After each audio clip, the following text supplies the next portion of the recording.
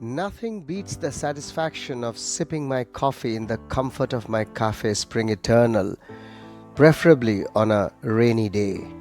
And of course, to be snug with a book at home, oblivious to the world.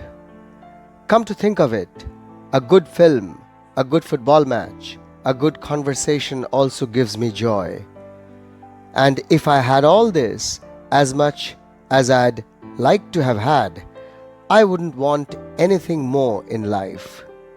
Of course, I don't have as much as I would have liked to have all these things. But the heart of the matter is, these are what make my life, and I wouldn't want anything more. In short, I'd consider myself a success if I had these. Now, what is success? A life of comfort, if not luxury, is a sign of success. Power is too. Fame, undeniably, is one.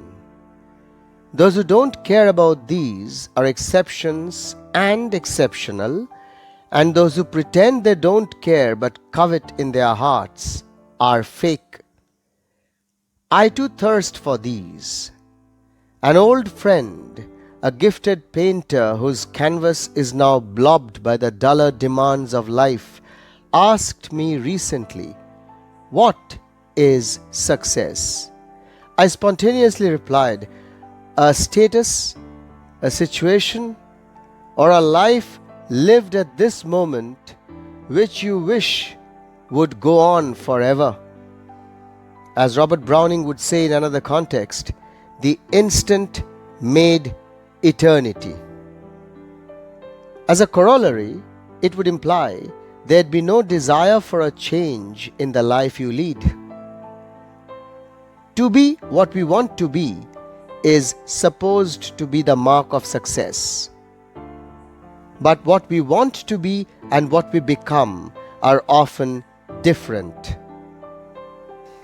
Remarkably, despite this difference, we are often happy when we reflect on what we have achieved. Many of us didn't even know what exactly we wanted when we started out and are reasonably accepting, with of course the usual grumblings and rumblings, of what we have hustled from life. But believe me, I have seen high achievers who are unpleasant and even bitter, and many so-called less successful people who are surprisingly calm, relaxed, if not downright happy. My friends, I have a thumb rule for this. If you feel you deserve better and are unhappy with your current status, try to imagine exchanging your most precious possession for that which you desire, or as Dr. Hannibal Lecter would say, covet the most. Think of sacrificing the most precious possession of yours for that which you think you deserve, but don't have, and having which you will consider yourself a success. What is it that you treasure the most? The home you live in, the brother or sister closest to you, the parent, the lover, the pet, the garden, the bicycle, the weekly meets with your best friend or friends. What is exchangeable for buying your success? If it is non-negotiable, my friend, you are already successful. If you have more than one such thing you treasure, you are the happiest man alive.